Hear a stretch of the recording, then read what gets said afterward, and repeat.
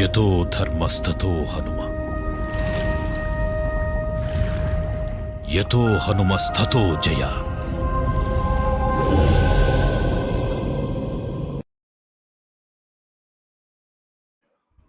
సీతారామాంజనేయ భక్తులకు నమస్కారం అండి.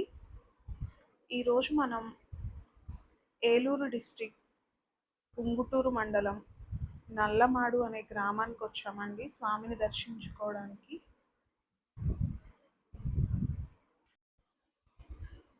చాలా చల్లగా ఉందండి వాతావరణం అయితే. 2 డేస్ నుంచి వర్షం అది పడుతుంది కదా. మీ దగ్గర కూడా రెయిన్స్ అవి ఉన్నాయండి? చాలా కూల్గా ఉందండి ప్లేస్ కూడా. ఇక్కడ పక్కన ఏంటంటే ఈ స్వామి టెంపుల్కి ఆపోజిట్లో ఒక చిన్న చెరువు ఉందండి. దానివల్ల ఇంకా చల్లగా ఉంది. ఇంకోటి ఏంటంటే ఈ చెట్టు వల్ల కూడా మొత్తం స్వామి గుడిని కమ్మేసిందండి ఈ చెట్టు. అందుకని చాలా చల్లగా ఉందండి స్వామి దగ్గర. మన చల్లని తండ్రి దగ్గర ఈ రెండిటి వల్ల ఇంకా ఇంకా చల్లగా ఉందండి. ఇది గుడి ప్రాంగణం అంతానండి. ఇక్కడ కూర్చొని భజనలు అవి చేసుకోవడానికి చాలా మంచిగా ఉందండి ప్లేస్ మాత్రం.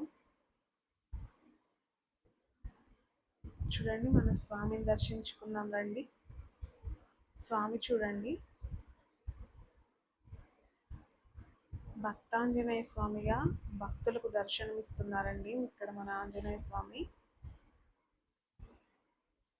చక్కగా మనం కూర్చొని ఇంట్లో దీపం పెట్టుకుంటాం చూసారా, అలా ఉందండి ఆ ప్లేసు. చిన్న గుడి. ఇప్పుడు ఈ మధ్య 1999లో ఇప్పుడు చూపించిన మండపం ఉంది కదండి, ఇప్పుడు మనం చూసిన మండపం, ఆ మండపాన్ని ఏర్పాటు చేశారంట.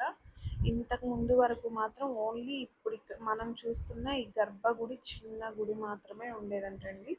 తర్వాత తర్వాత ఊళ్ళో పెద్దలు వాళ్ళు కలిసి ఎక్స్టెండ్ చేశారండి. అక్కడ కూర్చొని స్వామి భజనలు, హనుమాన్ చాలీసా ఎవరైనా పారాయణం చేయాలనుకున్నా అక్కడ చేసుకుంటారంటండి. స్వామిని చూడండి, తమలపాకులతో పువ్వులతో నింపేశారండి. నిండుగా ఉన్నారు స్వామి అయితే.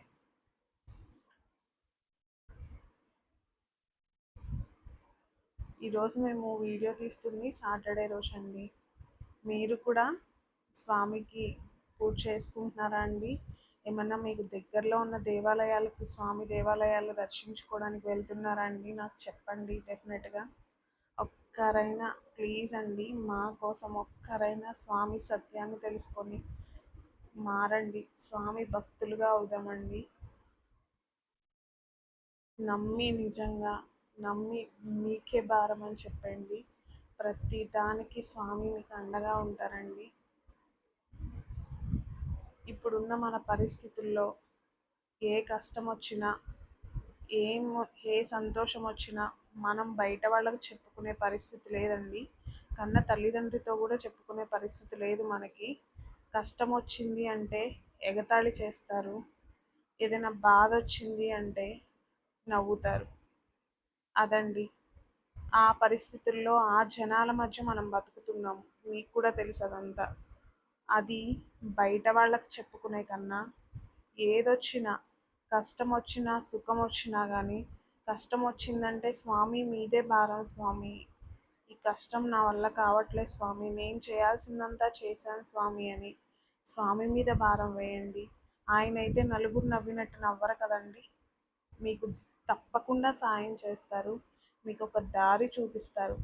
అదే సంతోషం వచ్చిందనుకోండి, స్వామి ఈరోజు మాకు ఇచ్చేయడం వల్ల చాలా సంతోషం జరిగింది స్వామి, మాకు ఈరోజు మేము అనుకున్న పనులు అయ్యి మాకు చాలా సంతోషంగా ఉంది స్వామి అని చెప్పండి.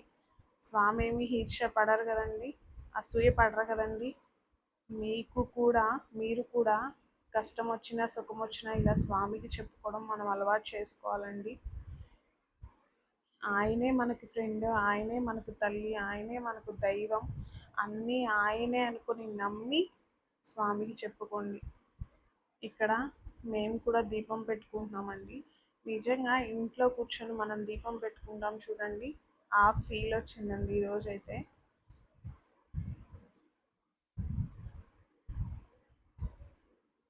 నిండుగా ఉన్నారండి స్వామి. చాలా చిన్న టెంపుల్ అని కాదు కానీ బాగా అలంకరించారండి. ఊరు వాళ్ళందరూ కూడా చాలా నమ్ముతారంట స్వామిని. ఏ కష్టం వచ్చినా స్వామి దగ్గరకు వచ్చి మొక్కుని ఇలా దీపం పెట్టి వెళ్తున్నారంటండి. తప్పకుండా స్వామి ఆ కోరికను నెరవేరుస్తున్నారని చుట్టుపక్కల వాళ్ళు చెప్తున్నారండి. ఈ టెంపుల్ ఇళ్ళ మధ్యలోనే ఉంటుందండి. చుట్టుపక్కల లేడీస్ అందరూ తెల్లవారుజామున వచ్చి స్వామి ముందు ముగ్గు వేసి ఇలా దీపారాధన చేసి వెళ్తున్నారంటండి. ఈరోజు కూడా చాలామంది దీపాలు పెట్టి వారి కోరికలు కానీ వాళ్ళ కష్టాలు కానీ చెప్పుకొని వెళ్ళారని చెప్తున్నారు. ఇది ఆపోజిట్లో మేము చెరువు అని చెప్పాను కదండి, స్వామి గుడి దగ్గర ఇదండి చెరువు. ఆ ఆపోజిట్లోనేనండి, ఇంకేమీ ఇల్లు లేవు. స్వామి వెనక భాగంలో ఉన్నాయి తప్ప హౌసెస్, ఇంకే ఇల్లు లేవు. ఇక్కడ బెంచెస్ అవి ఉన్నాయి చూసారా, అక్కడ సాయంత్రం చల్లగా ఉంటుందని చెప్పి ఇలా స్వామి గుడి ప్రాంగణంలోనూ అక్కడ పెద్దవాళ్ళు కూర్చొని మాట్లాడుకుంటూ ఉంటారంటండి. అసలు ఈ చెట్టు చూడండి ఒకసారి, కొన్ని వందల ఏళ్ల క్రితం చెట్టు అంటండి. ఆ చెట్టుని పాడు చేయకుండా ఈ టెంపుల్ని నిర్మించారంటే చాలా గొప్ప విషయం అండి అది. ఇప్పుడు అడ్డొచ్చిన వాటన్నిటిని నరుక్కుంటా పోతున్నారు కదా, మనకు తెలిసిందే అది. కానీ ఇంత పురాతనమైన చెట్టుని 100 years ఎబోనే అంటున్నారండి ఎవరు అడిగినా కానీ. 100 ఏళ్ల క్రితందనే చెప్తున్నారు ఆ చెట్టు. మీకు అర్థమవుతుంది కదా చూస్తుంటే ఎంత పెద్ద చెట్టో చూడండి.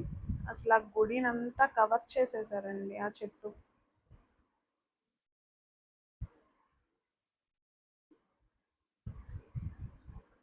ఇలాంటి చెట్లను కూడా మనం కాపాడుకోవాలండి. ఇప్పుడు మనం ఉన్న రోజుల్లో వెహికల్స్ ఎక్కువయ్యి మనం వాడుతున్న ఫ్యాక్టరీస్ వల్ల కానీ పొల్యూషన్ చాలా ఎక్కువ ఉందండి. మనం ఈ చెట్లను పెంచడం మానేసామంటే ఇంకా ఇంకా ఇబ్బందుల బారిన, ఇంకా ఇంకా రోగాల బారిన పడతామండి. మనకి మొక్కలు కూడా మన జీవన మనుగడలో మనం మొక్కలు పెంచుకోవడం ఎక్కువ, మన చుట్టూ మన పరిసర ప్రాంతాల్లో మొక్కలను ఉంచుకోవడం కూడా మన ఆరోగ్యానికి చాలా మంచిదండి. ఇంకోటి మీకు దగ్గరగా చూపిస్తుంది ఏంటంటే ఆ చెట్టులో చూడండి, ఇక్కడ తాటి చెట్టు కూడా ఉందండి. తాటి చెట్టులో అక్కడ ముంజలు కనిపిస్తున్నాయి చూడండి, అవి చెప్పడానికి ట్రై చేస్తూ మీకు చూపిస్తున్నాను అనమాట. అంత పెద్ద చెట్టు లోపల తాటి చెట్టు కూడా ఉందండి.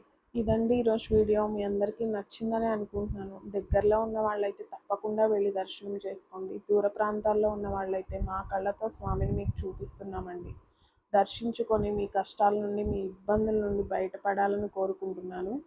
మీ ఫ్రెండ్స్ అండ్ ఫ్యామిలీ మెంబర్స్కి హనుమాన్ టీవీ అనే ఒక చిన్న వర్డ్ని స్ప్రెడ్ చేసి మేము చేస్తున్న ఈ చిన్న కార్యంలో మీ వంతు సాయం మాకు అందించగలరు.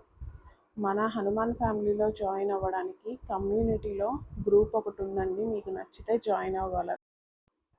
మన హనుమాన్ ఫ్యామిలీ అంతా ఆయురారోగ్యాలతో, అష్టైశ్వర్యాలతో, సుఖ సంతోషాలతో, పిల్లా పాపలతో సంతోషంగా ఉండాలని మనస్ఫూర్తిగా భక్తాంజనేయ స్వామి కోరుకుంటూ జై శ్రీరామ్, జై హనుమాన్. కలియుగంలో ధర్మం కోసం పోరాడే ప్రతి ఒక్కరి వెంట ఉన్నాడు. నీ వెంట ఉన్నాడు.